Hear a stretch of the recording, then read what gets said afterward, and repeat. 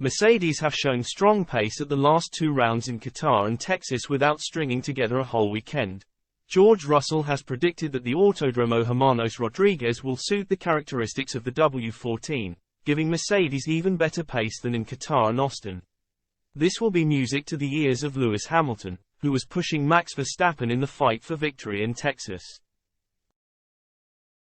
A messy execution cost Russell dearly throughout the weekend in Texas, but Hamilton was on the pace of Verstappen and Lando Norris throughout all of the sessions, eventually getting the upper hand on the latter of that duo during the race on Sunday.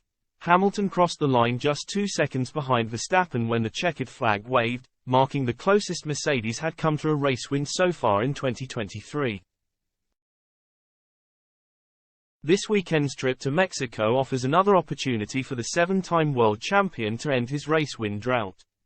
Addressing Mercedes' chances in Texas, Russell explained, "The car was performing really well last year, in Mexico.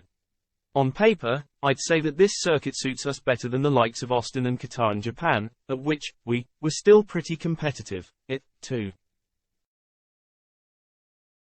So I wouldn't say we have high hopes here, but I think it should suit us slightly better. Bit of an unknown going to the C5 compound compared to the C4 last year, but we're feeling optimistic heading into these two races, in Mexico and Brazil. If Mercedes are to avoid navigating the entire 2023 season without a Grand Prix victory, then the final two outings of this triple header will be the most likely occasions on which they will do so."